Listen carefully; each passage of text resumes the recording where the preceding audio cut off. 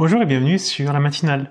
Dans cet exercice, on va prendre le cube ABCDEFGH et dans la première question, on va essayer de simplifier vecteur AC plus vecteur AE. Quand on a une somme de vecteurs comme ça veut dire qu'on les met les uns derrière les autres. Des vecteurs, c'est que des déplacements.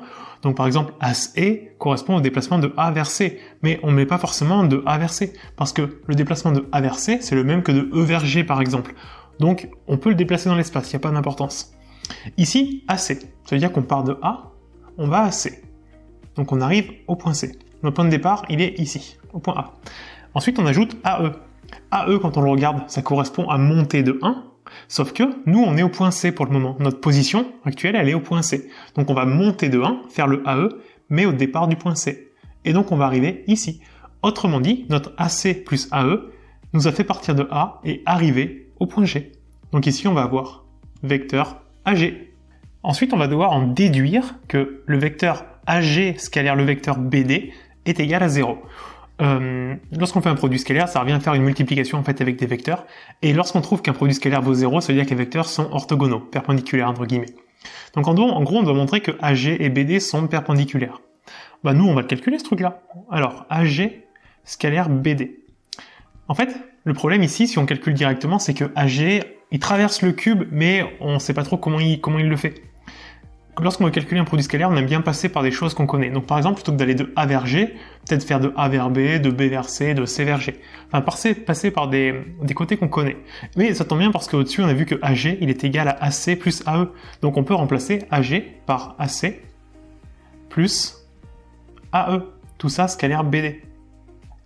Et puis quand on a un produit scalaire, c'est comme une multiplication, donc on va faire une distributivité classique. Donc on va avoir AC scalaire BD plus AE scalaire BD. Alors, AC et BD. AC, donc c'est la diagonale d'en bas, et BD, c'est BD, il est où? Il est dans l'autre sens, il est ici. Et on sait qu'on a un cube. Si on prend un cube, donc on est sur la face d'en bas ici, donc on a le A, le B, le C et le D. En fait, on sait que les diagonales d'un carré se coupent perpendiculairement.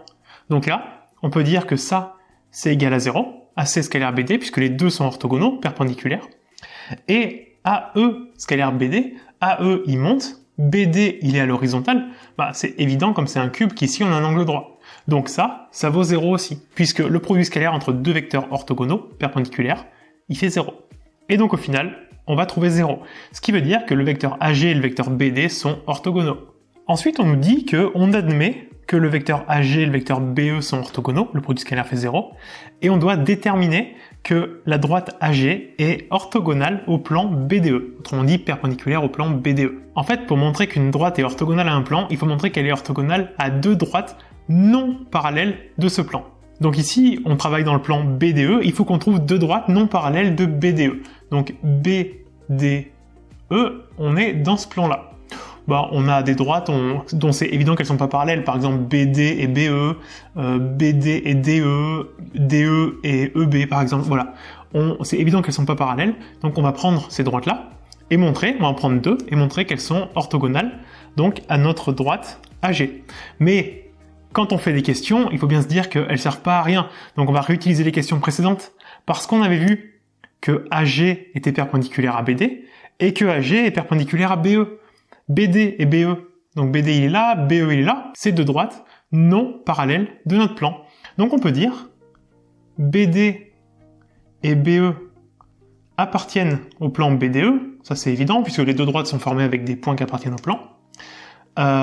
Et surtout, BD n'est pas parallèle à BE. Donc maintenant qu'on a trouvé deux droites non parallèles de notre plan, il faut montrer que la droite qu'on veut montrer qui est perpendiculaire au plan, elle est orthogonale, en fait, perpendiculaire à ces deux droites-là. Et nous, ça tombe bien parce qu'on sait que la droite AG avec BD, elles sont orthogonales. Parce que on a vu que vecteur AG, scalaire BD, ça fait 0. Autrement dit, les vecteurs sont orthogonaux, donc les droites sont perpendiculaires. C'est la même chose. Et aussi, AG est perpendiculaire. Pas AG, pardon. La deuxième, c'est laquelle? AG est perpendiculaire, donc on a utilisé BD, l'autre c'est BE. Et perpendiculaire à BE, tout simplement parce que vecteur AG scalaire vecteur BE on nous le donne, ça fait 0. Donc ce qui veut dire que les vecteurs sont orthogonaux, donc les droites sont perpendiculaires. En conclusion, on peut dire que AG est perpendiculaire et orthogonale à deux droites non parallèles du plan, donc AG est perpendiculaire orthogonale à notre plan. Donc AG orthogonale à BDE. Voilà comment on montre qu'une droite est orthogonale à un plan. Il faut qu'on montre qu'elle est orthogonale à deux droites non parallèles de ce plan. Dans la question 2, on utilise cette fois le repère A, AB, AD, AE. Juste pour comprendre ce que ça veut dire. La première lettre, ça veut dire que c'est l'origine du repère. Donc le départ du repère, c'est A. Autrement dit, A, ses coordonnées, c'est 0, 0, 0. Ensuite, AB veut dire que 1 AB, donc une unité sur la première coordonnée, X, Y et Z, une unité, ça correspond à 1 AB. Donc si on a besoin de se déplacer selon 1 AB, on va rajouter 1 à nos coordonnées. On va prendre un exemple, par exemple, le point B. Ici, quelles seraient ses coordonnées? Pour aller, on part de A, pour aller à B, il faut qu'on utilise 1 AB. Donc là, on mettrait 1, parce qu'on prend 1 comme quantité. Si on allait au milieu de AB, on prendrait 0,5. En fait, le repère nous sert en fait à donner les coordonnées des points. Et nous, ce qu'on va devoir faire, c'est montrer qu'une équation cartésienne du plan BDE, c'est celle-là, x plus y plus z moins 1 égale 0. On peut rappeler ce que c'est une équation cartésienne de plan, c'est ax plus by plus cz plus d égale 0. Avec A, B, C et D, des réels. Et pas n'importe lesquels. Parce qu'en fait, A, B, C, ça c'est un vecteur normal au plan. Normal, ça veut dire orthogonal. Donc, ce qu'on a besoin, tout d'abord, c'est de trouver un vecteur qui est normal au plan. On travaille dans le plan BDE. Mais ça tombe bien parce que juste avant, on a vu que la droite AG était orthogonale au plan. Donc, en fait, on a ça. On a notre plan, et on a la droite AG qui passe comme ça, perpendiculairement au plan. Une droite perpendiculaire, il suffit de prendre un vecteur directeur, parce qu'un vecteur directeur de la droite, vecteur directeur c'est un truc qui va dans la même direction que la droite. Donc en fait, le vecteur AG, c'est un vecteur qui est normal à notre plan. Donc on peut dire que le vecteur AG est un vecteur normal de BDE. Donc déjà, on peut dire que l'équation cartésienne du plan BDE, on peut en remplacer 3 sur les 4, le A, le B et le C. Et là, ce qu'il va falloir faire, c'est trouver les coordonnées du vecteur AG pour avoir petit a, petit b et petit c. Alors, on peut donner les coordonnées des points. Le point A, ses coordonnées, donc c'est l'origine, c'est 0, 0, 0. C'est le point de départ. Le G. G, il est ici. Alors, lorsque je pars de A, on va d'abord se demander combien de AB il faut prendre pour aller jusqu'en G. G, on se rend compte qu'il est un étage un peu plus vers nous. Donc il faut qu'on se déplace de 1 à B. Donc là, on va mettre, pour le point G, on va avoir 1. Ensuite, on se demande combien de AD est-ce qu'il faut prendre. DAD, il faut qu'on aille aussi de 1 vers la droite pour aller chercher le G. Donc on va de 1 vers la droite. Donc là, on prend 1 aussi. Donc là, on est allé 1 AB, 1 AD, donc en fait, on est en C. Il faut qu'on monte une fois. Et pour monter, c'est AE. Et donc on va prendre 1 AE qui nous permet de monter. Donc on va en prendre 1 aussi. Une fois qu'on a A et G, pour trouver le vecteur AG, c'est toujours les coordonnées du deuxième moins celles du premier. Donc 1 moins 0, ça fait 1. 1 moins 0, ça fait 1. Et 1 moins 0, ça fait 1. Donc, l'équation cartésienne de BE, on peut écrire que c'est AX, donc 1X, plus BY, 1Y, plus CZ, donc plus Z, plus petit d, égale 0. Maintenant, pour trouver le petit d, il faut utiliser un point qui appartient au plan. Là, des points qui appartiennent au plan BDE, facilement, on peut dire que B, D et E sont des points qui appartiennent à ce plan. Il en faut un. Pourquoi pas prendre le point B, par exemple. Donc, on peut dire que B, on va donner ses coordonnées. On part de A. Pour aller à B, il faut prendre 1 AB. Donc, on prend 1 sur la première. Est-ce qu'il faut prendre 1 AD? Non, parce qu'on va pas vers la droite. Donc là, on en prend 0. Est-ce qu'il faut prendre 1 AE? Non, parce qu'on ne monte pas. A et B sont sur le même plan, enfin à l'horizontale, donc on ne monte pas. Donc on en prend 0. On a le point B, on peut dire le point B appartient au plan BDE, donc, et là, comme le point appartient au plan, ça veut dire qu'on peut remplacer dans l'équation du plan x, y et z par les coordonnées de d'autres points. On peut le faire uniquement avec un point qui appartient. Donc ici, on va avoir xb plus yb plus zb plus petit d égale 0. Et l'intérêt de faire ça, c'est que x, y et z, maintenant, c'est plus des inconnus. Donc, on va pouvoir trouver petit d puisque c'est la seule inconnue. xb, il vaut 1, donc on a 1, plus yb, il vaut 0, ça dégage, zb, ça dégage aussi, il fait 0, plus d égale 0. Et donc là, assez facilement, on met le 1 de l'autre côté, et donc on trouve D égale moins 1. Donc, l'équation cartésienne de notre plan BDE, ça va être x plus y plus z moins 1 égale 0. Et donc on retrouve ce résultat-là. Dans la deuxième question, on va devoir déterminer les coordonnées du point d'intersection entre AG et BDE. On l'appellera K. En fait, lorsqu'on veut faire le point d'intersection entre une droite et un plan lorsqu'on est en 3 dimensions, c'est le cas ici, on est dans l'espace, il faut passer à la fois par l'équation cartésienne du plan, donc on l'a déjà, et la représentation paramétrique de la droite. En fait, la représentation paramétrique, c'est l'équation de la droite dans la 3D. Donc ce qu'on va faire, tout d'abord, c'est donner la représentation paramétrique de la droite qui nous intéresse, donc de la droite AG. Pour avoir la représentation paramétrique, il nous faut deux choses. Il nous faut un vecteur directeur de la droite. Le plus simple, c'est de prendre les deux points, en fait, A et G. Donc on peut dire que le vecteur AG, c'est un vecteur directeur de la droite AG. Donc on en tient un. On va donner ses coordonnées. Que vaut le vecteur AG? On l'a fait tout à l'heure, le vecteur AG, on avait donné les coordonnées de A, celles de G, on avait trouvé 1, 1 et 1. Donc vous pouvez le refaire pour vous entraîner, donner les coordonnées du point A, celles de G, puis faire l'un moins l'autre et trouver les coordonnées. Donc on a AG. Il nous faut un deuxième truc, c'est un point qui appartient à la droite. La droite AG, le plus simple, c'est peut-être de prendre le point A. Bon, on en a deux qui sont évidents, le point A et le point G appartiennent forcément à la droite AG. Mais de prendre le point A, c'est peut-être le plus simple, tout simplement parce que les coordonnées de A, comme c'est l'origine, c'est 0, 0, 0. Donc dans les calculs, ça va simplifier les choses. Donc on va prendre A, on va dire qu'il appartient à la droite AG. Et donc maintenant, on va donner la représentation paramétrique de la droite. C'est sous forme de trois équations. X égale quelque chose, Y égale quelque chose, et Z égale quelque chose. À droite de chacun, on va mettre les coordonnées de notre point. Donc XA, YA et ZA. Donc ça fait 0, 0 et 0.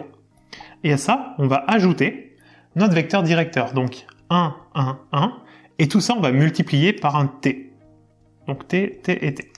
T, c'est un réel. C'est ce qu'on appelle le paramètre, d'où le nom représentation paramétrique.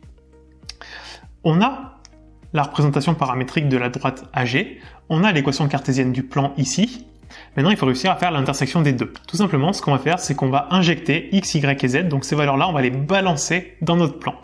Donc nous, on avait x plus y plus z moins 1 égale 0. X, on sait qu'il vaut t. Donc là, on va avoir t, plus y, il vaut t aussi, plus z qui vaut t aussi, moins 1 égale 0. Puis là, on va compter. T, t, t, donc on a 3t, moins 1 égale 0.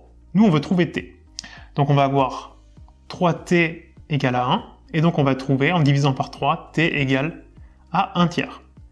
On a fait la moitié du boulot. On a trouvé la valeur de t. En fait, il faut bien comprendre qu'une représentation paramétrique de droite, on a une droite comme ça. Changer la valeur de t nous permet de nous déplacer sur la droite. Par exemple, si je prends t égale 1, peut-être que je me situe ici.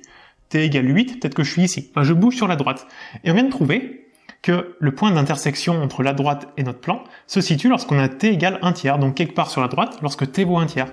Donc ce qu'on va faire maintenant, c'est revenir dans notre représentation paramétrique de la droite et remplacer t par 1 tiers. Et ça va nous donner les coordonnées x, y et z du point d'intersection. Donc on va avoir x égale 0 plus 1 fois 1 tiers, ça fait 1 tiers. Y, même chose, 1 tiers. Et z égale 1 tiers. Donc en fait, le point K, ses coordonnées, c'est 1 tiers, 1 tiers et 1 tiers. Dans la dernière question, on nous dit que l'aire de BDE, c'est racine de 3 sur 2, et on va devoir calculer le volume de la pyramide BDEG. Le volume d'une pyramide, c'est 1 tiers fois la base fois la hauteur. La base ici, donc BDE, il est déjà tracé, c'est celui-là. Et puis la hauteur, c'est, on va passer par le point G ici. Et la hauteur, celle qui passe donc par le point G, est perpendiculairement à la base. Et on vient de voir que la droite qui était perpendiculaire à BDE, c'est AG, qui coupe le plan au point K. Donc en fait, on a un K qui se promène par là. Et donc la hauteur, en fait, c'est KG. Donc la base, c'est BDE. Et la hauteur, c'est la droite KG. Mais il faut qu'on détermine la distance KG. On avait trouvé les coordonnées de K. Ici, on a trouvé les coordonnées de G tout à l'heure, ça faisait 1, 1, 1. Ce qu'on peut faire pour avoir une distance, c'est toujours passer par les vecteurs, c'est le plus simple. Donc c'est calculer le vecteur KG. Vecteur KG, ses coordonnées, donc c'est 1 moins 1 tiers, donc 2 tiers. 1 moins 1 tiers, 1 moins 1 tiers, donc ça fait 2 tiers partout. Une fois qu'on a les coordonnées du vecteur, pour avoir la distance, donc KG, c'est la racine carrée de chacune des coordonnées au carré. Donc en fait, 2 tiers au carré, plus 2 tiers au carré, plus 2 tiers au carré. Ça nous fait donc 2 tiers au carré. Quand on a une fraction au carré, ou n'importe quelle puissance, la puissance elle va en haut et en bas. Donc 2 au carré, 4, 3 au carré, 9. À côté, c'est les mêmes résultats. On a donc tout ça. 4 et 4, 8, et 4, 12. Donc on a racine de 12 sur 9. Quand on a une racine carrée d'une fraction, on peut mettre la racine en haut et la racine en bas. Racine de 12, on va essayer de le simplifier juste après. Par contre, racine de 9, on sait que ça fait 3, donc on peut déjà simplifier comme ça. Pour simplifier une racine, il faut faire apparaître un carré parfait à l'intérieur. Donc un carré parfait, c'est le carré de 2, donc 4, le carré de 3, donc 9, etc. 12, on peut l'écrire 3 fois 4. Donc on va avoir racine de 3 fois 4, divisé par 3. Mais l'intérêt de faire ça, c'est que racine d'une multiplication, on peut séparer en racine du premier fois racine du deuxième. Et racine de 4, ça fait 2. Donc en fait, on va avoir un 2 qui va sortir, fois racine de 3, le tout divisé par 3. On a ce résultat-là, ce qui veut dire que on peut calculer le volume de notre pyramide. On va avoir 1 tiers, fois BDE, on a dit que c'était racine de 3 sur 2, fois, j'ai perdu la hauteur, ça fait 2 racine de 3 divisé par 3. Alors, qu'est-ce qu'on va trouver? Déjà, ici, on a x2 divisé par 2. Ça s'en va. Ensuite, on va avoir racine de 3 ici fois racine de 3 à côté. Ça fait 3. Mais donc, 3 va en supprimer un 3 en dessous. Donc, eux, ils s'en vont. Et donc, il va nous rester finalement juste 1 tiers. Voilà le volume de notre pyramide.